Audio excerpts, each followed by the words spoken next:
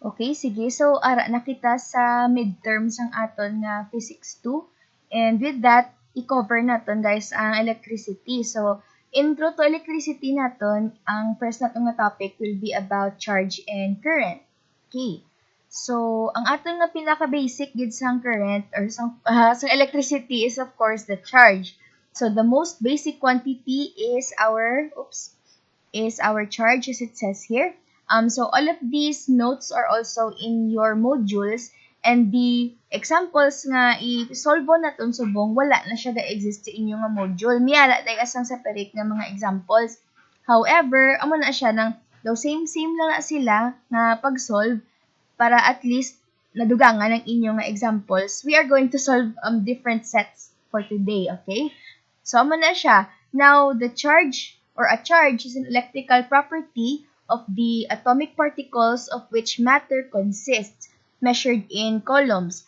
So, ang aton nga mga atomic particles nga may ara sang charge is of course the electron, yep, which is the negative naton na charge or negatively charged particle. Meanwhile, we also have your proton, which is the positively charged particle. Okay. So, ang ato niya nga nabalaan is that electrons are negative 1.602 times 10 to the negative 19 coulombs. Okay. However, to balance out the charge ng aton ng electron, ang proton naton pareho na sila magnitude, positive lang siya galing.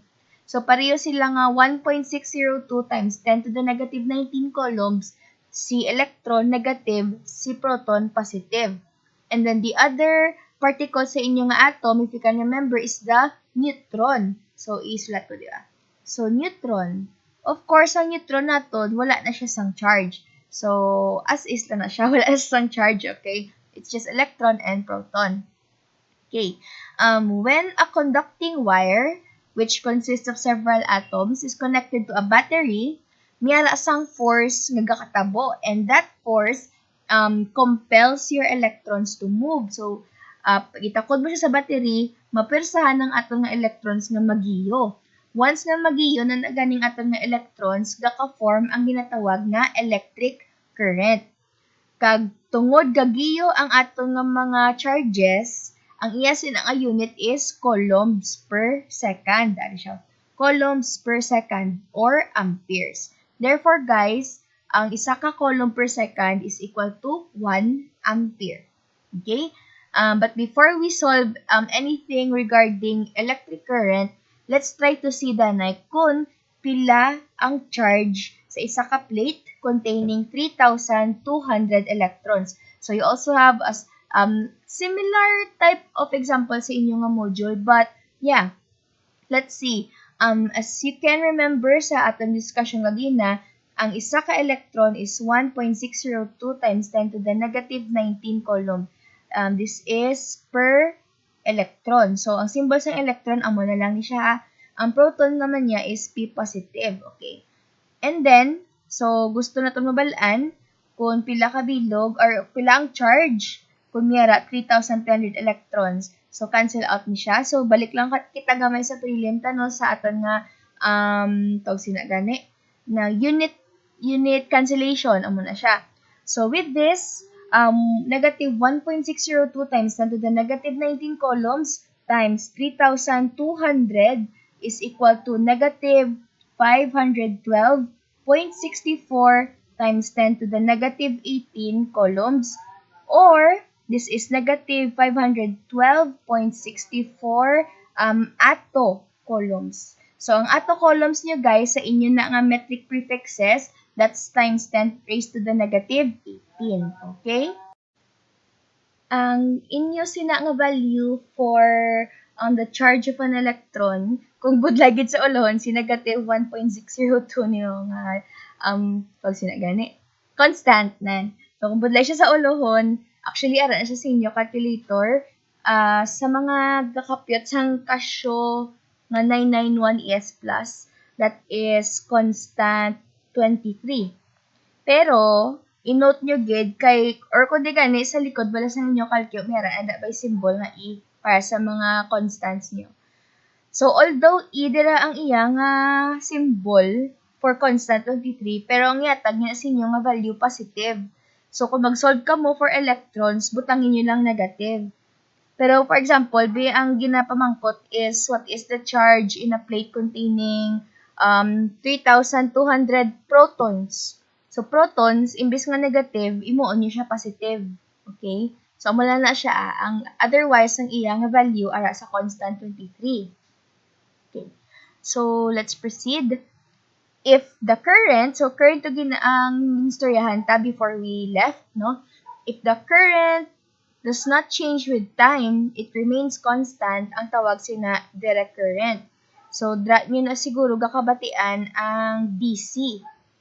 Okay. Meanwhile, kung ina siya nga value, ato nga current, it varies by time, due to time, tawag doon siya nga AC. Because of that, this image right here, this image right here is that of a DC current, and this image right here is that of an AC current. So, sinusoidal wave ang aton nga AC current. Okay. As you can see, flat lang gid ang aton nga DC, and this actually has no frequency. So, ang DC naton, no frequency. Okay. Meanwhile, ang AC naton has a frequency. Okay. So, frequency naton, hindi naton ma-drawing diri kay DC. So, dito siya drawingon kay AC, no? So, that means ang aton nga wave starts, let's say, at 0 kay sine siya mo. And then, ang isa naton ka cycle, ari siya, nan. Mayara kita sang isa ka cycle wherein ang frequency would be around 2 pi. Or isa ka period yan eh. Why? Okay, brush. Ara.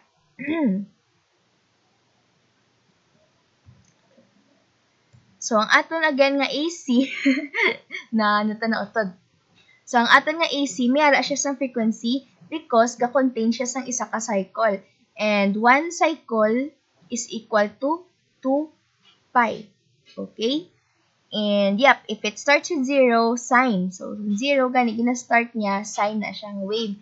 If ga-start siya at, 1, that's cosine, usually. Okay. And now, ano ang kakatabo sini? We have an example here which will show us nga ang aton nga current and ang aton nga charge are may relationships lang nga duha. Okay. If you want to check it out again, we can go back here sa aton nga original to nga slide sugod-sugod. So, ang aton nga isa ka ampere, which is your current, is equal to 1 coulomb per second. Okay. So, balik ko to. So, remind ta aton kaugalingon nga 1 ampere, 1 ampere is 1 coulomb per second. This gives us the equation that current is equal to charge over time. Kay si ampere, iyan ni current, si coulomb, iyan ni charge, di ba? Kay ang time naton is second, di ba? Okay. If ang aton nga current, especially, is an AC current, ang sign na ginagamit is the small letter I. Okay. And since ang iyang waveform is quite complicated, there's a complex waveform, hindi na kita ka-solve linearly, instead magamit kita gamay nga calculus. So, to get the instantaneous current of AC, that will be dq over dt, or the derivative of your equation para sa charge in terms of time. Okay. So, gintagaan kita diri sang equation sang charge.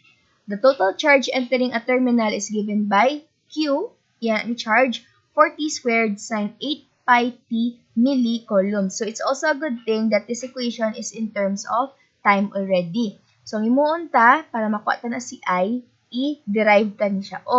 So, medyo, sao ulit nanay, kay laba ni siya ang iya nga derivation. Butang ko ulit nanay. So, ako di si Q, 40 squared sine 8 pi t. Okay, millicoulombs. Okay. Now, ang aton sini nga equation, we will be able to derive this using product rule. Ang product rule, kung kadungdong ka muna, siya na si UDV plus VDU. So, ari ang first natin nga function U and the second function V. Okay. So, ang iya sina nga derivative dq over dt which is equal to your I is U. So, U ni siya. So, do i-remind ta mo sa calculus niyo U and then derive V. So, ang derivative sang sine is cosine 8 pi t, but you still have to derive this kay cos u du na siya. And the derivative of 8 pi t is 8 pi. So this whole thing is dv. So u dv plus v. So ikapitan na lang ni si v naton. And then du. So ang derivative ni u is 8t. So du. U dv plus v du. Okay. So, bago ta siya substitutean ng ato nga t, i-simplify ta ni siya danay. So, we have 4t squared in 8 pi. So, that will be 8 times 4, 32 pi t squared cosine 8 pi t plus 8t sine 8 pi t. Okay? At this point, pwede na ninyo i-substitute si t naton, which is equal to 0.5 seconds. So, that is 32 pi times 0.5 squared cosine 8 pi, wait, let's see. Paano ito siya islat man? Okay, muna na 8 pi times 0.5. Okay, there. Plus 8 times 0.5 sine 8 pi, per bracket na de, times 0.5. Okay. Gamay nga reminder, use rad. Sa inyo nga calculators, i-make sure nyo nga R na nakasulat kag hindi degrees. Okay. Because ang aton sini nga mga angles for cosine and sine are, kung tawon nyo may pi siya bala? So, these are all in radians. No? Okay. So, you can input this in your calculator and you should be able to find 25.13 milliamperes. Okay. 25.13 milliamperes. So, base sa pag-input nyo sini, ang nakuha nyo is 8 pi. Make sure guys nga tumukon nyo na bala ang button na SD para magbalik ka mo sa decimal. Okay. So, as you can see, you have a decimal here na value, 25.13 milliamperes. Okay? Okay, so once we're done with this, masaylo naman ta sa isa naman ka-example. Determine the total charge entering a terminal between time is equal to 0 seconds to time is equal to 2 seconds if the current passing is given by I equals 3t squared plus 2t amperes. So, kagina, remind ta lang kagalingon ta nga I is equal to dq over dt. But this time, ang ginapangayo sa aton charge. Okay? Ari si charge nyo, ang q ni. Okay? Si I, makuha nyo kung mag-derive ka mo sa charge. Paano mo makuha si q?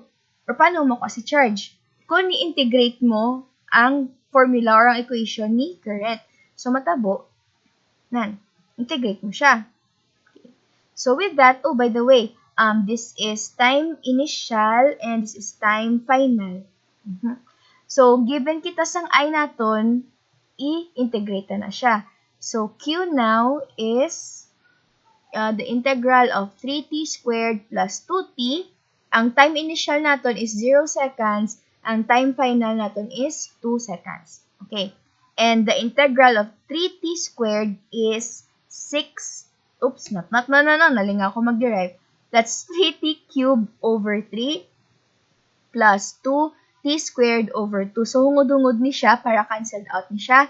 We are left with t cubed plus t squared from 0 to 2. Okay.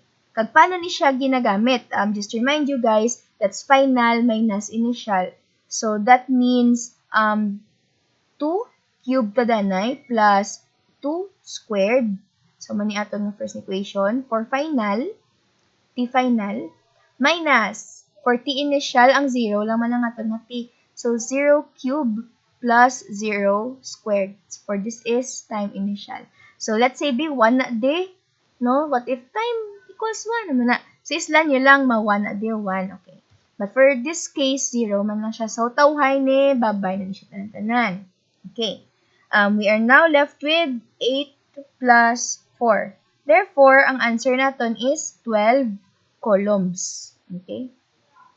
So, for a current of 3t squared plus 2t from time 0 to 2 seconds, miyara sang naglabay nga 12 coulombs of charge sa ato nga terminal.